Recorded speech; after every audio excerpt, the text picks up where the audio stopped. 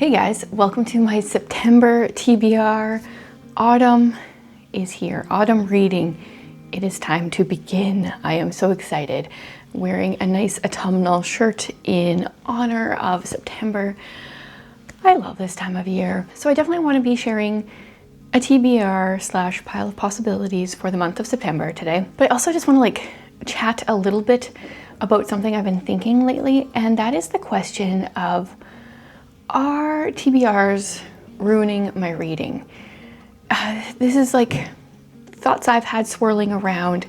Then I recently watched, it was an older video from Books and Lala, and she bought a book with her mom there, and she's like, her mom told her to read that book right away, and she's like, no, when you buy books, they go into your TBR for 3 years first before you read them.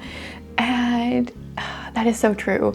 That is so often the case. And then there was another video that I was watching from Ruby Granger where she put up this quote that I'll see if I can find about the value of books and owning books and not necessarily having to read all of them, or it's okay to have a large library. And I've just had all these different thoughts swirling around my head.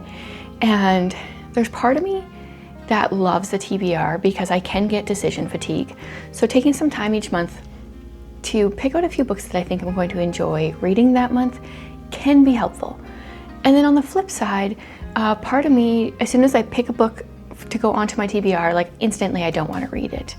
And recently, I'd say the last 6 months, I've been doing a really bad job reading classics that I want to read, and I've been focusing more on easy fiction books, which I feel like I'm torn. I think it's been a season where I've mentally just needed a break, and so I've chosen easier books to read. And I'm okay with that for a season. But I feel like the season has been going on too long for me that I now want to be pushing myself to read more classics. But I've intentionally not put any difficult hard classics on here. There's some classics on this list today on my TBR stack, but they're quite short and easy. And I think the classics are just books I want to pick up when I'm in the mood for it. And I don't know, I'm tempted to not do TBRs for the rest of the year. I'm thinking about it, is what I'm saying. But because September is Shorty September and my autumn reading bingo is starting right away, I wanted to create a TBR for now. TBR, it's a pile of possibilities. These are books that I'm interested in right now, might read, might not, other than my 2 must reads, and that is the Read Your Bookshelf Challenge book and the L.M. Montgomery Year of Mod book. So the Read Your Bookshelf Challenge prompt for September is travel. I picked so many good words this year, and they're not necessarily all easy to find books for, but I picked words that I love. And I love to travel so much, and I really haven't done that much of it in the last 5 years, and the travel itch is real. But for this prompt, I thought I would kind of double up here. This book would also work for Shorty September, and it's What Katie Did Next. So I've been meaning to read this for a year. But in this book, Katie travels Europe, a year-long trip around Europe. So we've got some travel going here. The page count, I think for Shorty September, it's kind of supposed to be under 200 pages or so. And it looks like this one's at 198, but it is a pretty big font. I think it's kind of a bit more children's classics. If there was such thing as YA back in the day, it would probably be YA classics, because I think she's 18-ish. So we're following Katie in this series, and this is book 3. Because this lady is grateful to the kindness Katie has shown her family, she invites her to join them on a year-long trip around Europe. Katie is at first reluctant. A year is a long time to be away from her family, but soon she gets swept up in the adventure, which takes her from the historic but rainy London streets to the beautiful cities of Venice, Paris, and Naples. Yeah, I don't need to say more. I'm so excited because I just want to travel with her. So that's my pick for the Read Your Bookshelf Challenge book.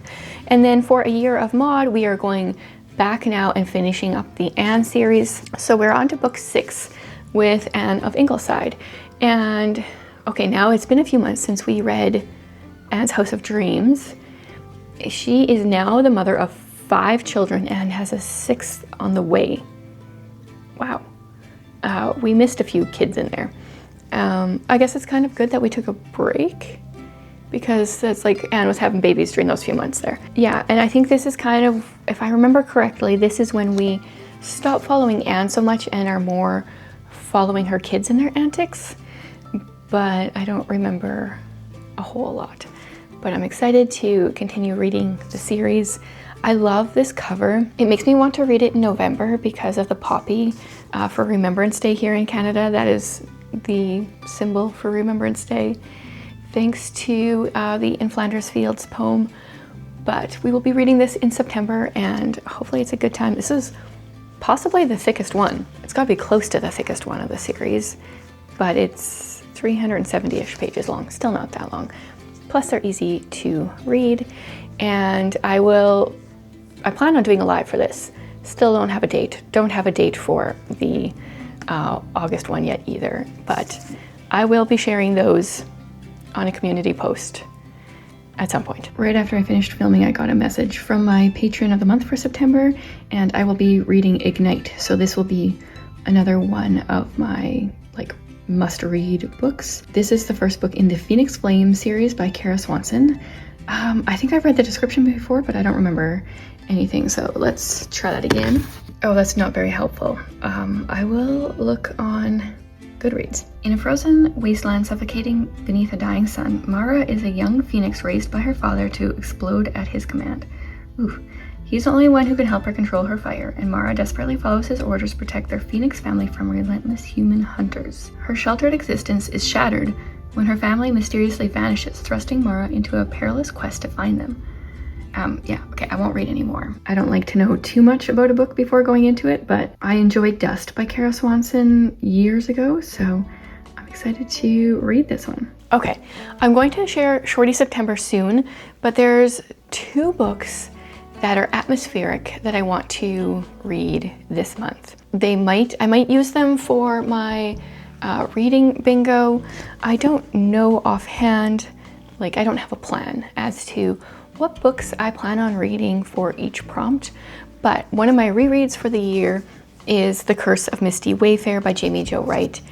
I think this is still my favorite of hers. I think it was tied for another one. But I really like this one because we are dual timeline, but the older timeline, I think it's 1908, okay.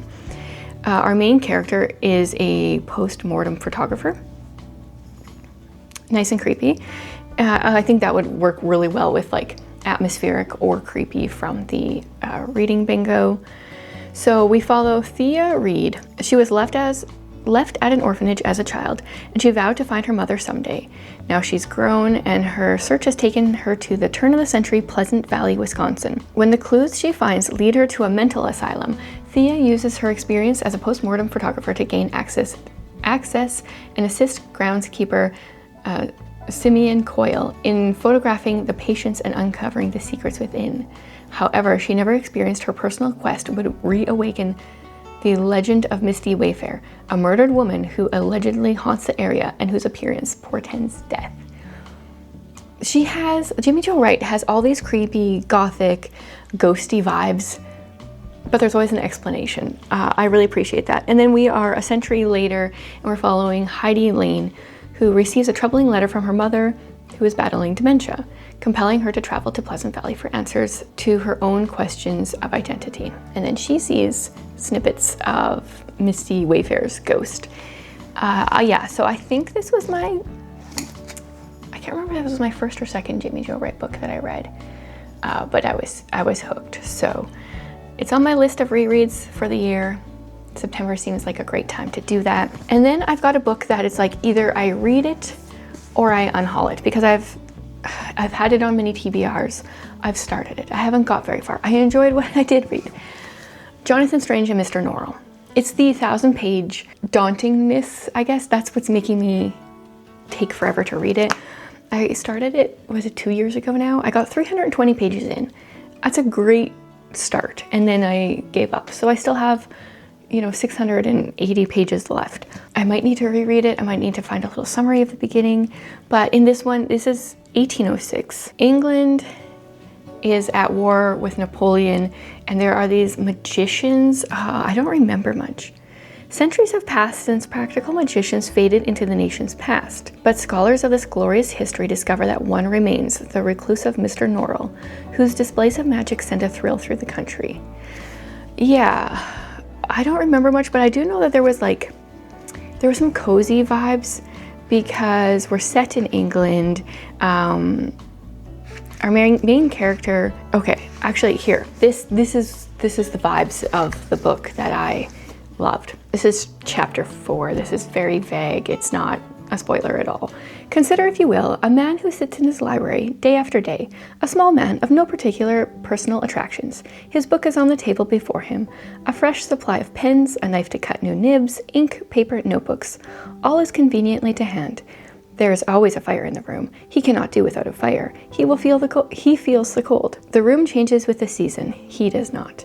3 tall windows open on a view of the English countryside, which is tranquil in spring, cheerful in summer, melancholy in autumn, and gloomy in winter, just as English landscape should be.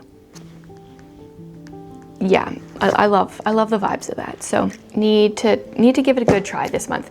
And I know it's a massive one, but most of my books on my list for this month are very short, so I think that should help balance it out.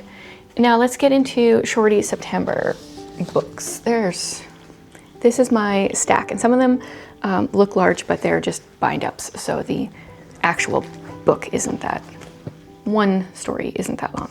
Okay, first of all, Of Mice and Men. Still haven't read it. It's under 100 pages, I believe. Yeah, my copy is 95 pages. I don't know anything about it, but it seems like an easy classic to check off if I just take the time to read it. So hoping to do that. Oh, this one was gifted to me by Shatona. It's the Green Gable letters from L.M. Montgomery to Ephraim Weber, 1905 to 1908. This one comes in at 102 pages, and it's their letters back and forth, I think. I haven't started it yet, but that sounds fun. I enjoy letters, writing them, reading my own, reading other people's collections of letters. Good times. Then I have Henry James. He's got some stories in here. So I've read The Turn of the Screw. Oh, there's no table of contents. Okay, what else is in here? The Pupil, which is about 50 pages. Then we've got The Third Person, which is like 35 pages. So I guess The Third Person is kind of more of a short story. But whatever, I'm gonna hopefully read those, finish up that collection. Then I have Call It Courage. I read like a third of this at one point and thought it was really boring. I was going to unhaul it, and then I was like, you know what, it's so tiny. This is 92 pages. It's a Newbery Medal winner. I can manage this, right? This next one might be a little bit heavier, so therefore harder. All Quiet on the Western Front. This is a World War I masterpiece, and I want to read it because I want to assign it to my daughter for school. This one's a little longer. Wait, those are questions. This is 215 pages, so technically just over 200, but it's close enough in my opinion. And this was written, so this is a classic because this was like written 1928, I think. Yeah, so that's pretty much a classic in my opinion. Then I've had this Margaret Peterson Haddock's The Always War on my shelf for a long time. This one's 197 pages, but it's middle grade. The font is decently large. Should be a quick read. This one says, for as long as Tessa can remember, her country has been at war. When local golden boy Gideon is awarded a medal for courage, it's a rare bright spot for everyone in Tessa's town, until Gideon refuses the award, claims he was a coward, and runs away. So I feel like Margaret Peterson Haddock always has brilliant ideas behind her stories. The execution is more like a 3.5 story, but I think I found this in a little free library or something a long time ago. Want to just read it so I can have that done. I have yet to read the second Betsy Tacy. The next one is Betsy Tacy and Tib. This one starts on page 139. How far does it go? I think in the first one, the girls were like 5 or something, and in this next one, they're about 8. So I think they'll get better. I didn't love book 1, hence why I haven't read book 2. It goes to page 276.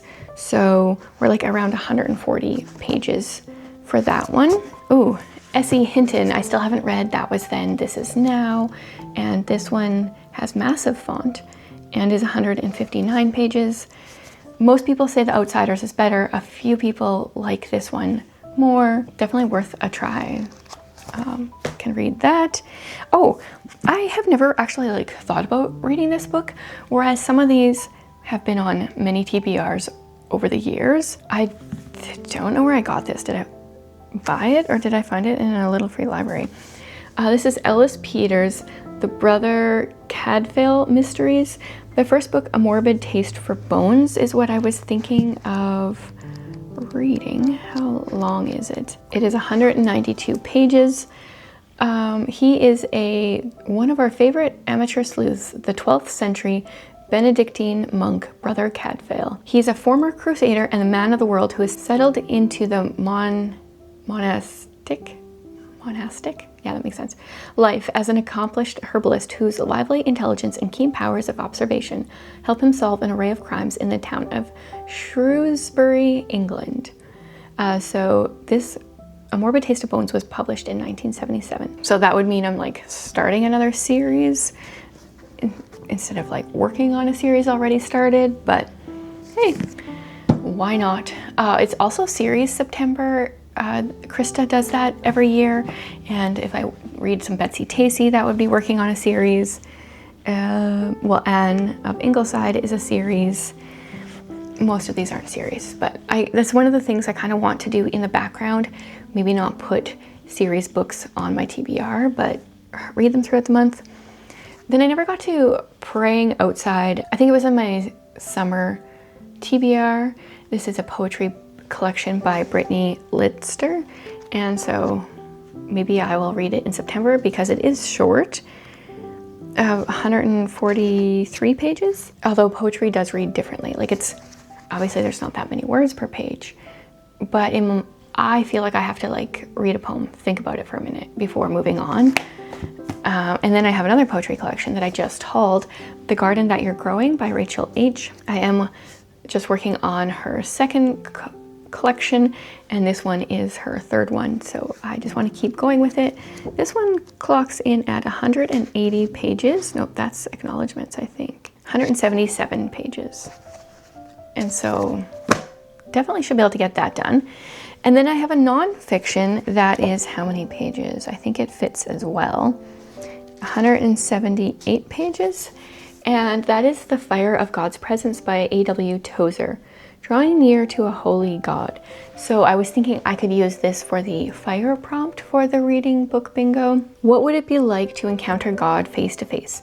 Have you ever truly experienced God's presence? If not, what do you think is getting in the way? When Moses met God at the burning bush, it changed his life and his perception of who God is. In that burning bush moment, he began to understand and appreciate the sacredness of worship. Proper worship has to fit the one we are worshiping. So if we are worshiping God, we must do it on his terms. This means having a spirit of reverence and holiness, like Moses taking off his shoes and kneeling before him. So I've enjoyed A.W. Tozer's other books. I've read 2 of them so far, and I feel like his writing is very approachable. Even though he was writing in like the 40s, it doesn't feel that old or that classic or whatever. So that's an option for that. So this is what I pulled out for my TBR for September. I won't get to them all. I don't know how many I'll get to, other than I want to definitely complete the Read Your Bookshelf Challenge book and the Anne book. Other than that, it's just going to be a lot of mood reading, with these books kind of placed in a prominent area where I can kind of gravitate to them first. Although it's definitely like Jonathan Strange and Mr. Norrell. This is the last chance. I need to either read it or unhaul it after this month. So I would love to hear what you are planning on reading in September. Are you participating in Shorty September? Are you participating in Series September? Are you joining in with my autumn reading bingo?